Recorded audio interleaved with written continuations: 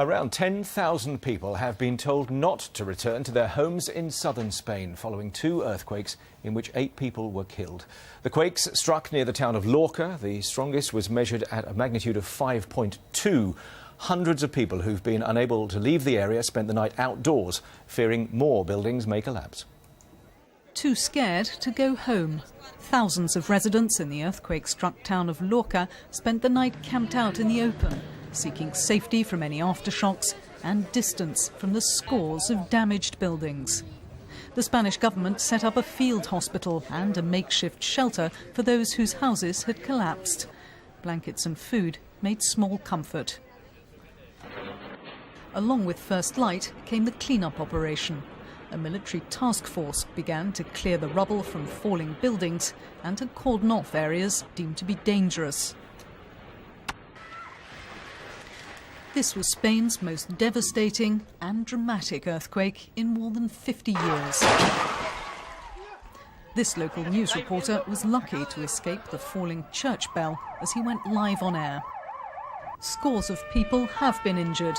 Nervous groups of residents desperately tried to contact missing family and friends as they tried to take in what had happened.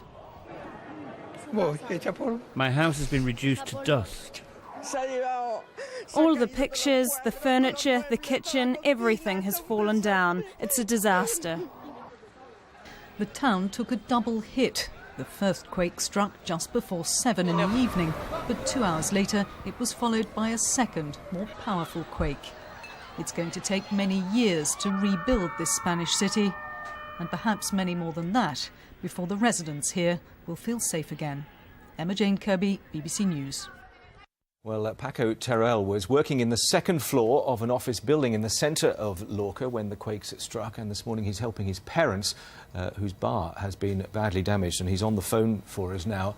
Paco, tell us what happened to you when the earthquake struck. Well, I was in my office in the second building of the centre of Lorca in a pedestrian street called Corredera.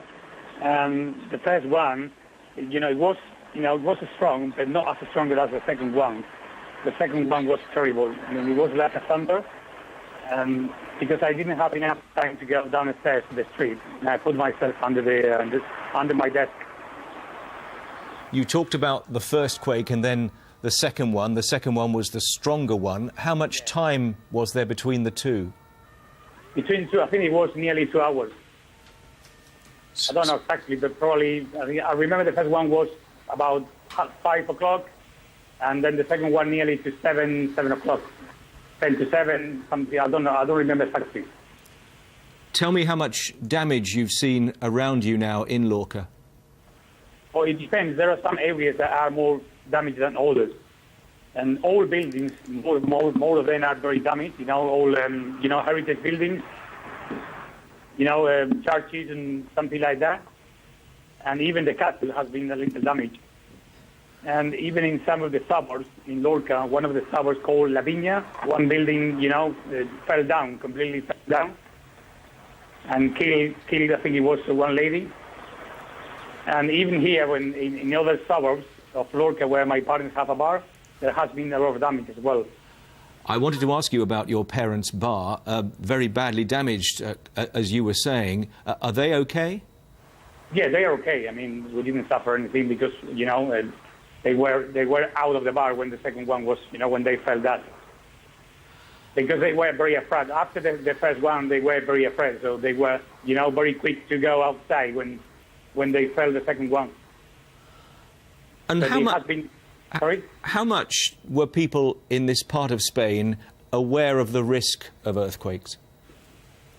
I think we all know that this is an area where, where there is risk for earthquakes, and we know that sometimes there are earthquakes, but not as strong as this one.